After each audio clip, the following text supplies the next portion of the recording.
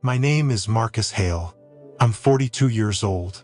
Retired Master Sergeant, United States Army, with 19 years and 6 months of service under my belt. They didn't even wait for me to hit 20. It happened on a Tuesday morning, 10 minutes past 8. I remember the time because I had just poured my second cup of coffee and logged into what was supposed to be a routine quarterly operations sync.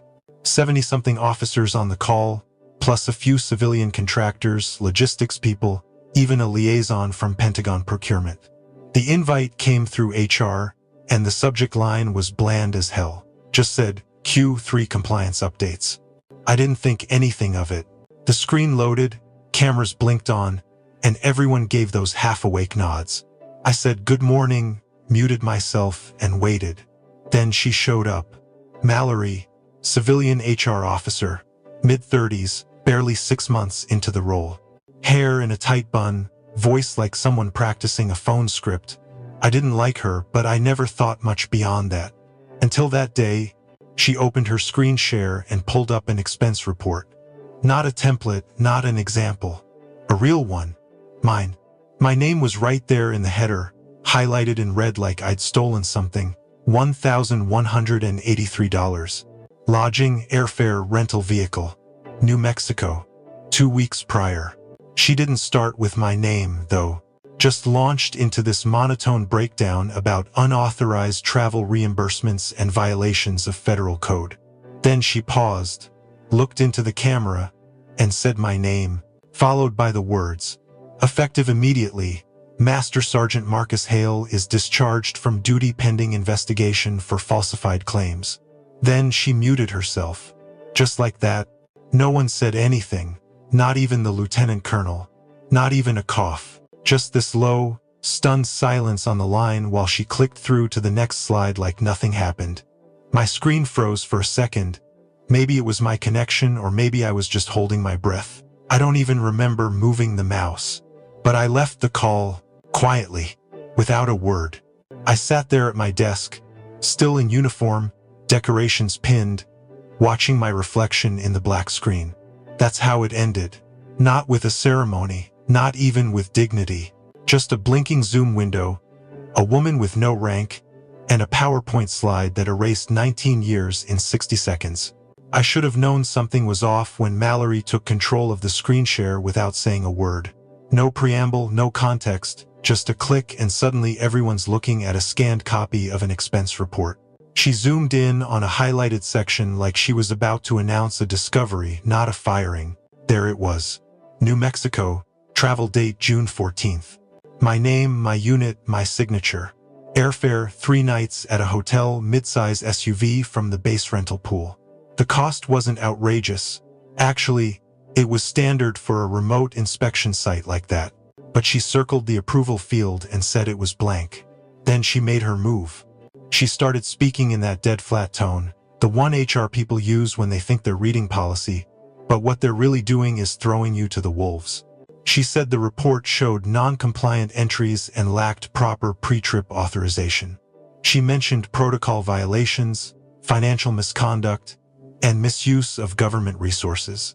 And that's when I felt every eye on the call turned toward me. Even though no one said my name yet, the silence was louder than any accusation.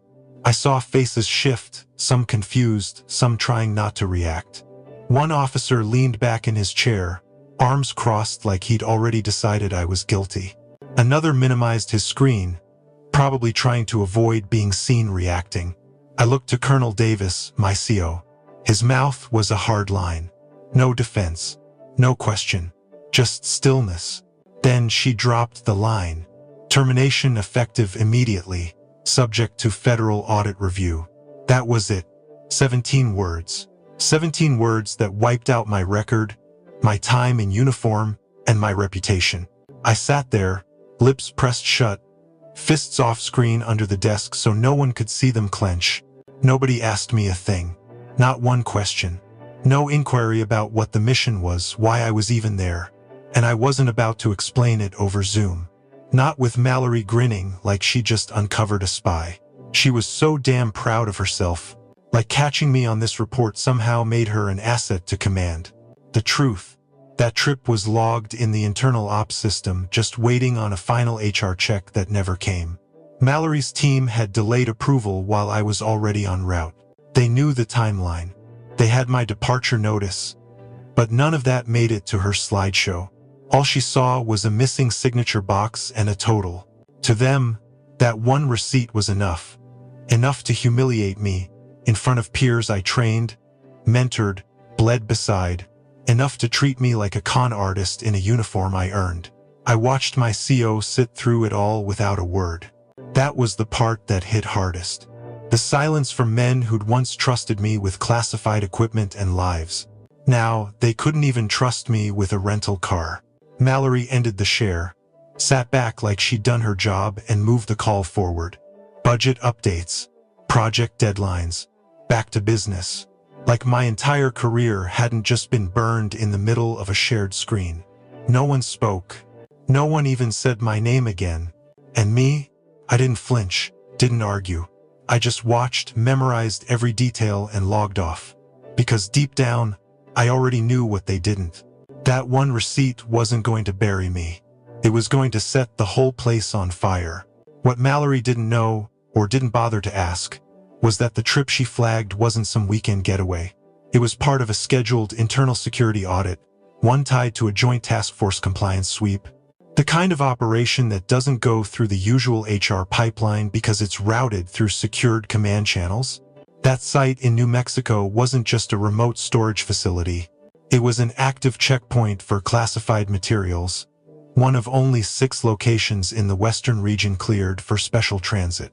2 months before I flew out, a shipment discrepancy triggered a red-level review, and I was the only one on the credential list certified to inspect, verify, and log the chain of custody without outside escort.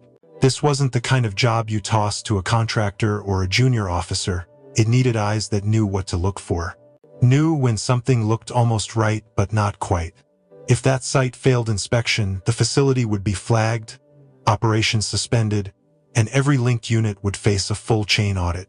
That meant delays, red tags, and worst case, federal suspension of movement orders. The directive had come in quiet, encrypted. I had my orders in hand, packed my gear, flew commercial under standard protocol, and arrived on site with 72 hours to close the file. I walked every perimeter line, checked logs against satellite manifests, cross-verified outgoing routes. I found what I needed. A set of secondary crates logged without matching authorization, nothing explosive, but just enough to trigger a compliance citation if left unresolved. I documented everything, took the shots, pulled the camera logs, signed the correction reports, and uploaded preliminary findings into our restricted server. The only thing missing was the final expense upload. HR had to tag it before the report could go live, and they hadn't. That delay meant when Mallory checked the file, the upload still sat in queue. So, to her, it looked like a rogue mission. To me, it was Tuesday. But the part she really missed? I wasn't just assigned the job. I had designed the entire inspection protocol 6 months earlier. My signature was embedded in the procedure itself. Without it, the audit wasn't valid. Without me, the site's clearance expired within 72 hours. She thought she was cleaning up a loose end. What she actually did was pull the one thread holding the whole thing together. And by the time she realized it, the system had already started unraveling. What no one in that Zoom call understood was this. I wasn't just the inspector on record.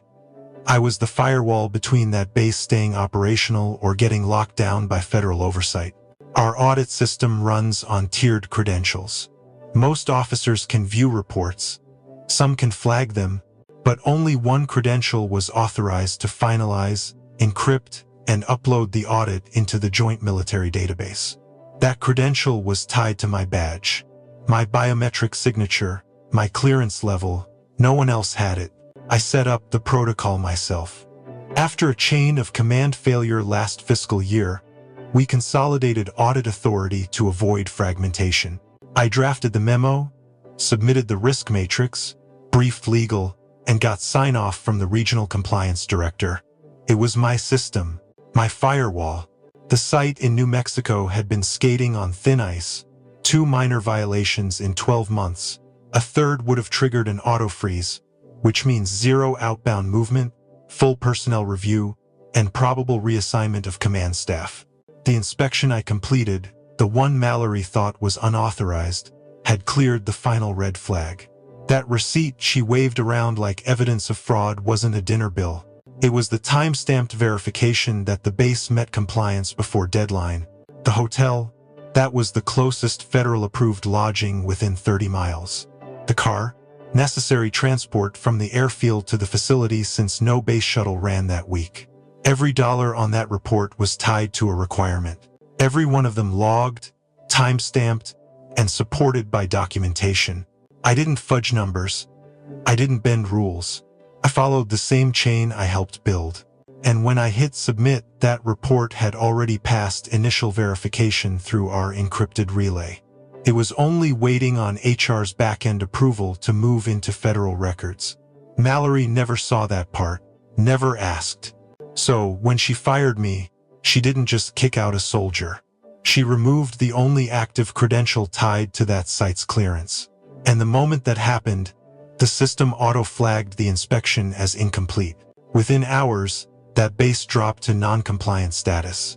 And once the federal portal marked it red, every operation linked to it, logistics, materials, transit froze. The audit didn't fail because I disappeared. It failed because Mallory deleted the key, and I was the key. Without me, they had nothing. No proof, no record.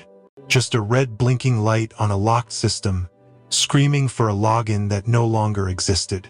The next morning, I got up early like always, made a pot of coffee, let the dog out, and sat on the back porch just as the sun was cutting through the treetops. Everything felt still, birds chirping, neighbor's sprinkler ticking quietly.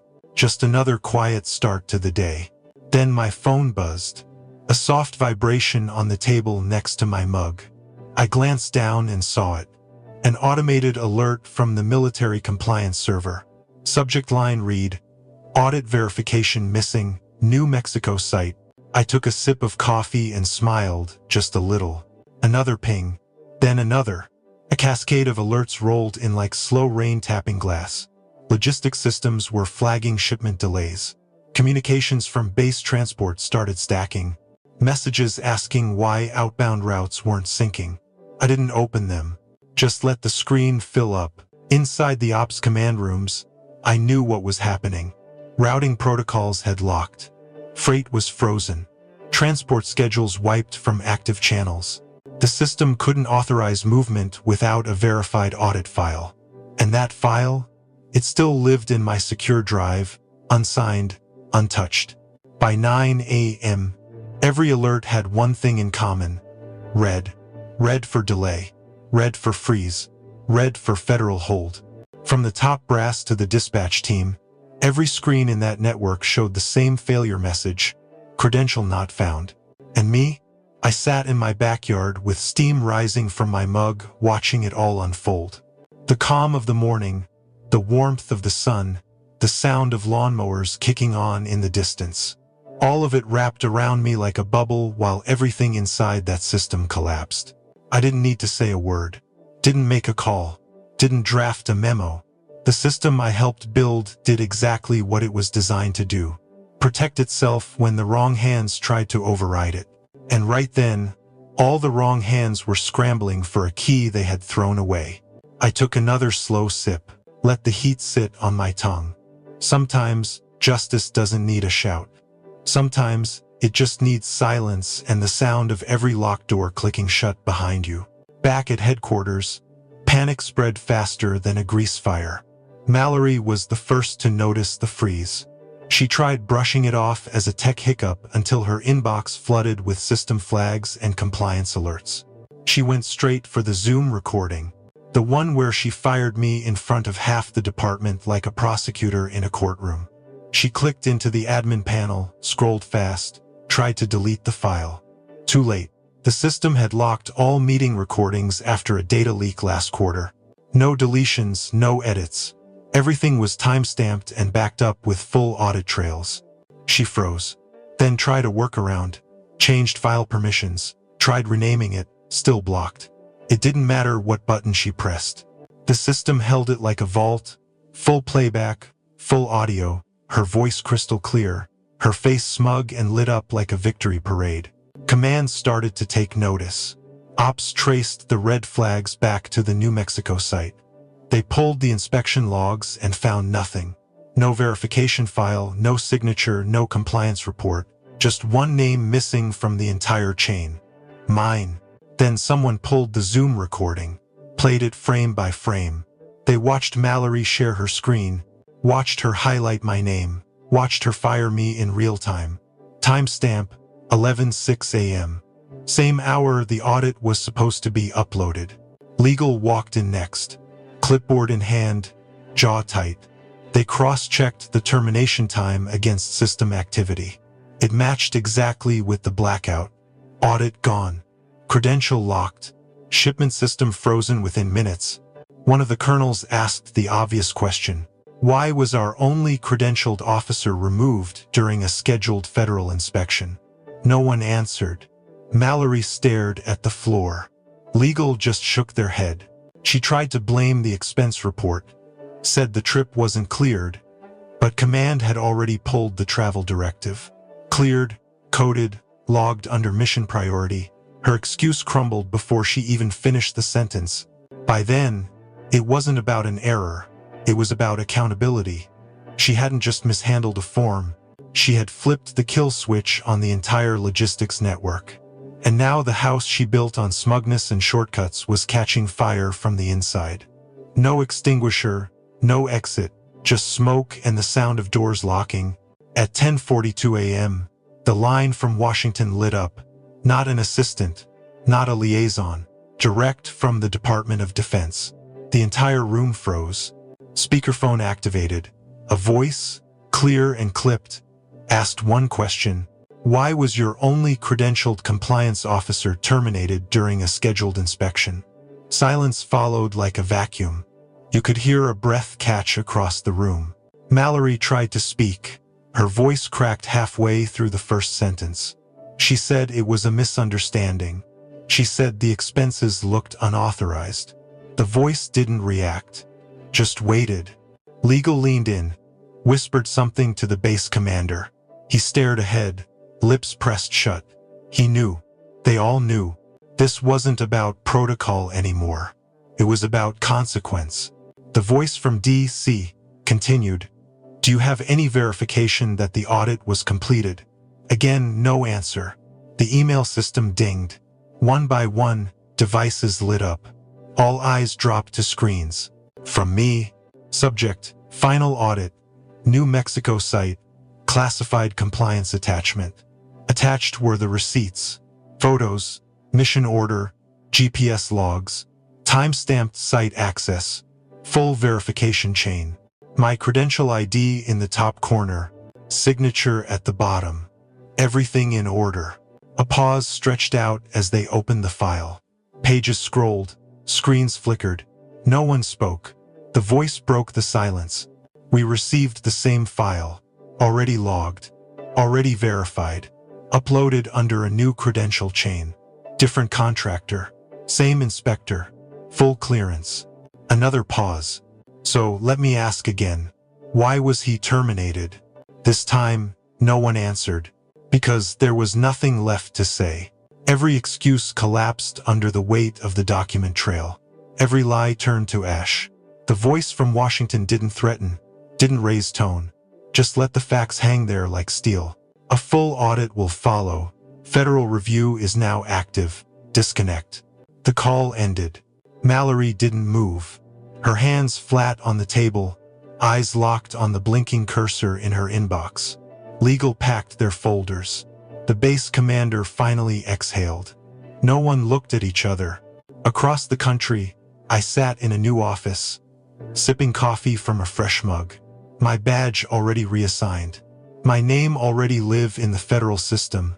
The same audit that could have saved them now cleared my new team. They played games with reputation. I worked in truth, and truth, when handled properly, doesn't shout. It strikes like thunder in a dead quiet room. They brought me in before noon. No drawn-out interviews, no second-guessing. Just a quiet handshake and a new badge that felt exactly like the old one. The office was different. Smaller, cleaner. No heavy tension in the air. People looked me in the eye. They didn't ask what happened. They already knew. The first audit was scheduled for that afternoon. Same process. Same checklist. Same boots on gravel and clipboard in hand. But something felt new. Not the job. The respect. When I walked the floor, folks didn't avoid my gaze. They nodded, some even smiled. One sergeant stopped me near the bay doors and said, "We're glad to have someone who knows what he's doing." That was it. Simple. Direct. It landed heavier than all the apologies I never got. The data system synced clean. Credentials updated in seconds. I uploaded the pending report, ran a check, and watched the compliance portal light up green across every zone. No errors, no flags, just confirmation that the mission was complete. And this time, no one tried to take credit for it. No one hovered over my shoulder. They trusted me to do the job I'd always done. Only difference now, someone was finally watching for the right reasons. I wasn't there to prove anything anymore. I was just doing what I was built for. And for the first time in weeks, the weight on my chest started to ease. Justice didn't come with fireworks or speeches. It came with quiet understanding, a place where your work speaks louder than politics. And I didn't need revenge, just restoration. They wanted an example. That's what she said during the Zoom call, like she was setting a tone. They got one, just not the one she expected. A week later, my photo showed up on the internal military comms page. No announcement, just a quiet headline under a picture of me in uniform standing beside a compliance board. Integrity under pressure. No name, no backstory. But people knew. In the background, the fallout rolled on. The old base lost its top logistics contract. Funding froze. Trucks grounded. Entire inspection chains under review. The audit system flagged every zone they handled for independent investigation. Mallory wasn't mentioned in the official memo, but her name vanished from the org chart overnight. She just disappeared, like a glitch erased in a patch update. I didn't gloat. Didn't call anyone. Didn't need to. The numbers did that for me. Red turned green where I landed. Green turned blood red where I left. The best part? My new commander never asked about what happened. Not once. He just said, "We trust your work." That was it. Those 5 words put more respect in the air than any medal I'd worn. Across the base, folks started quoting the phrase from my final report. Mission complete, uploaded with verification. It turned into a saying around the inspection teams, a quiet nod to doing things right. Even when no one's watching, I knew I could have made noise, could have posted the receipts, the video, the timeline, but I didn't. Some truths don't need an audience, they just need to last. And while the old team scrambled, trying to patch the holes they punched in their own system, I was already 3 audits deep at my new post. Every form clean, every checkpoint passed. They wanted an example, and I became one. But not for failure, for standing ground, for doing the job right, even when it cost me. Because honor isn't about being recognized. It's about staying solid when everything else shakes. And when the dust settles, it's not the loudest person who's remembered. It's the one who did the job right when it counted.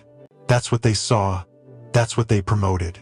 Not a perfect soldier, just one who didn't flinch. In the end, justice didn't come from punishment. It came from truth echoing louder than accusation.